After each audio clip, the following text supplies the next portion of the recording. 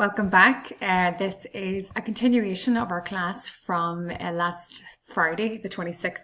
So as you can see, we're looking at integrated marketing communications. The reason why I wanted to really go through this was that there's some lovely imagery in this that you haven't got to see yet. Just ideas, I know, and I appreciate that you are submitting on Wednesday, the 1st of May. So a lot of your ideas have already been drawn, but I'm just going to give you some visuals maybe to support your creative ideas, or maybe it spikes something else. Let me just take you to this particular table. This is the table that I have advised you for the purposes of both Little Red Design Studio and for the purposes of the healthcare that you may wish to look to. These are by no means a definitive list. They will continue in terms of media and MC tools. This may be a table that you want to extract, copy into your dissertation or into your piece of work, and just highlight which one of the tools and which one of the media or multiple media that you're actually going to use for the purposes of either Little Red Design Studio or Theatre Healthcare. So we finished just on sales promotion the last day. Think about whether this is something that Little Red Design Studio can actually afford to do. And if they can afford to do, what form should it take? So why would we have sales promotions? We have sales promotions for various reasons. It's fast sales boost, encourages trial, which is very valuable for the purposes of Little Red Design Studio. It encourages repeat purchase and often stimulates a purchase of larger packs. So whether that's applicable, then it's very much open to you. As you can see from here, the reason why I show these things is essentially for this. Not all promotions are necessarily good for the purposes of every company. And as you can see, as you move through what is this particular diagram, you can see that prior to the promotion, they'll start just at the normal price. The promotion period will run. It will peak in the number of people who've bought. It will level at that, and after the promotion, it will take a drop post-promotion. Now, there's three ways in which promotion is measured. Number one is where the price, the amount of sales, the number of people buying is above the level in which it began. And number two, it actually goes back to the same level. So actually the promotion really didn't take any effect. It was neutral. However, sometimes promotions can have this negative effect where actually by decreasing the price and increasing the number of people to the product, actually they were disloyal customers and they were never the type of people who were going to buy your product. And essentially, the promotion has a negative effect on your product. Maybe something you may wish to consider. Consumer trade promotions, so money off, bonus packs, free samples, prize promotions, loyalty cards, free goods, allowances, competitions, price discounts, coupons, and premiums. Any of these can be used for the purposes of your consumer or in the cases where you're working with businesses. And it may be the case that actually for the purposes of business, you do actually think about some form of trade promotion. It can be very useful. An example, Sugar Puffs featuring a bonus offer. We know this because this is the type of fast-moving consumer good that tend to have these sort of like added extras. You're still paying the same price, but you get what you perceive to be the value of more quantity. And the same, is there ways in which you can make this product really engaging? So, for example, Weetabix do the aspect of featuring a self-liquidating offer, so the coupons and the tags. Sometimes very interesting and fun way of engaging.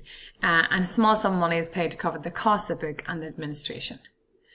Publicity and public relations. So I have, for the purposes of just referral, if you so wish to, you can go to the folder on press releases. I gave you a very brief guidance on how to write a press release, what are the tips for that, as well as samples of the format of a press release. You can see they vary. You've also got a video from Anna. If for whatever reason you can't access the Google Docs, you have to send her a request and she will accept you to view that video.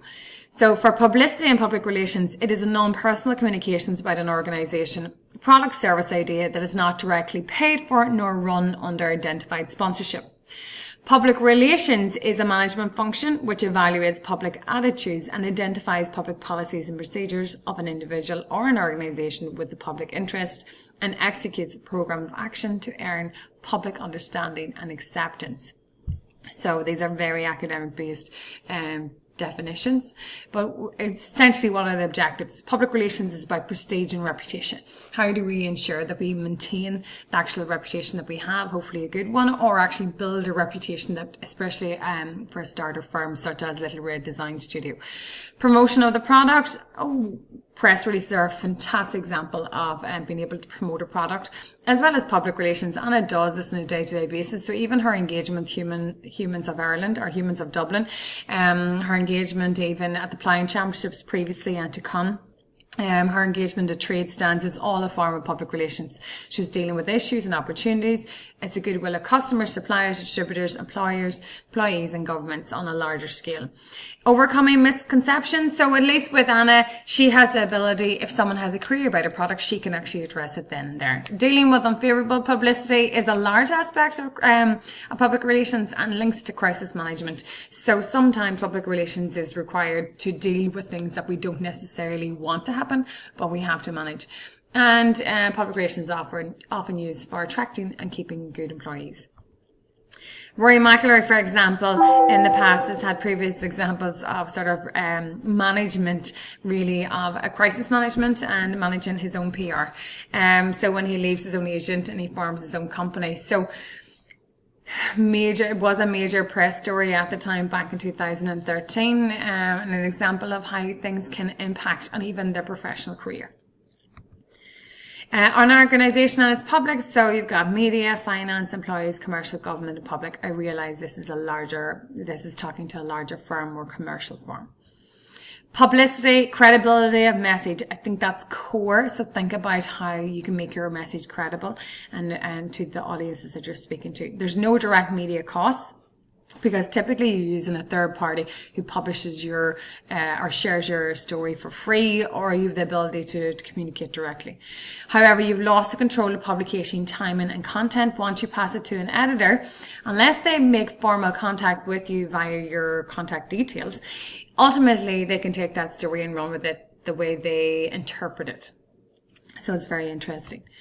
Potentially newsworthy items, new products, research breakthroughs, sponsorship, price changes, right through to personal issues. Everybody loves a good success story. You know, someone who's come from behind or come from, a lower, a previous bad experience has made something really good of themselves. Conferences, seminars, exhibitions, anniversaries, changes in employment, financial statements, acquisitions, sales, profit achievements. That's quite common, where you'll have quarterly reports that are often promoted through our media. Event marketing. Is this something Little Red Design Studio should focus on? A promotional occasion designed to attract and involve a brand's targeted audience. It engages with consumers with a hand-on experience. It's a way to reach hard to reach target audiences and increases brand awareness. However, it comes with a cost. Events are not cheap. Events are time consuming and require personnel. Provides a platform for brand publicity, so it really is one way to engage with people on all levels. Tupperware pioneered the use of events as a selling tool. So you have things like the Avon party and all of these engagements. So you could have mini events like this, or major events like a marquee style event. Event planning, events are created, they're participation based, but also they can be sponsored, which takes us into sponsorship. It is an investment in cash or in kind in an activity to return for access to the exploitable commercial potential associated with that activity. So give me examples. For example, basically is to gain publicity, creating entertainment opportunities, fostering favorable brand and company associations to improve community relations, and creating promotional activities and opportunities. So UNICEF, for example, had at one stage football's most expensive shirt sponsorship deals, and they had an amazing opportunity to actually have privilege of having UNICEF on their shirts. So it was brilliant that you could see how the Qatar Foundation had the ability to do this. Obviously, had a lot of money, but also had the ability to engage with the greater good. So their values transferred from sponsorship. Is there any type of link up that would serve Little Red Design Studio positively? And what would this look like?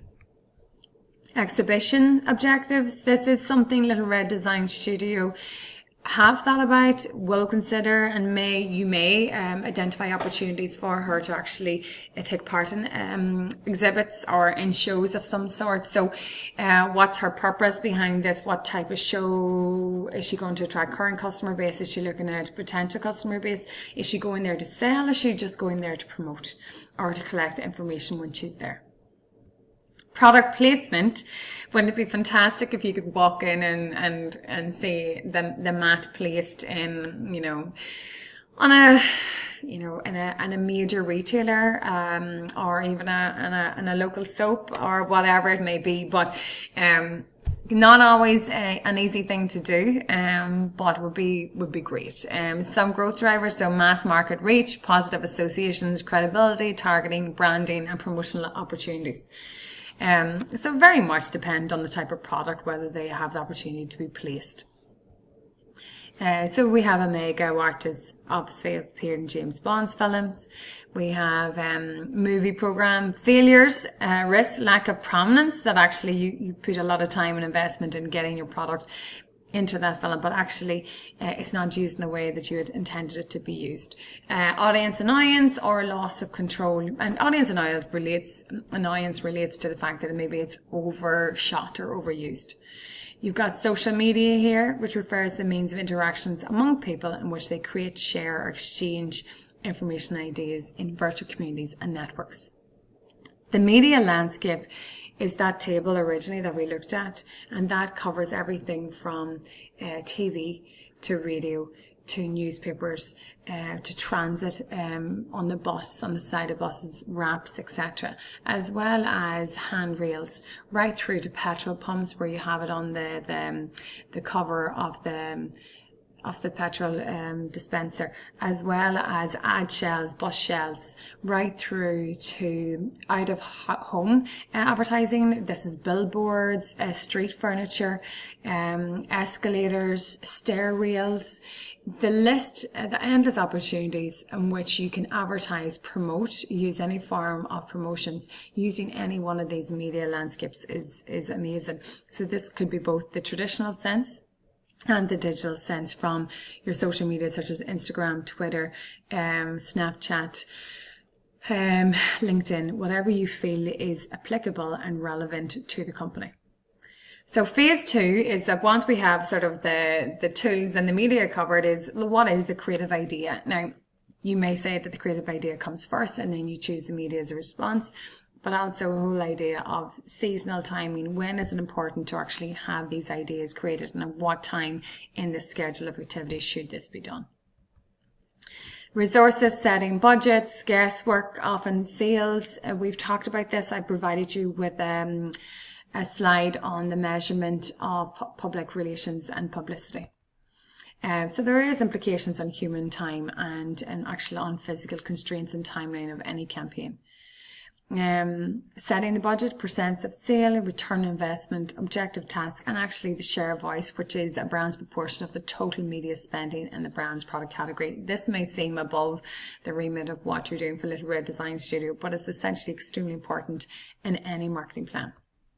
So these are the reference lists for this particular set of slides, and if you should have any questions in relation to this, please refer to your Moodle page, but also feel free to contact me. I appreciate the deadline for the Little Red Design Studio is Wednesday the 1st of May. I wish you every success in writing up this report, as well as completing the wonderful presentation, which I look forward to viewing in time. Thank you very much.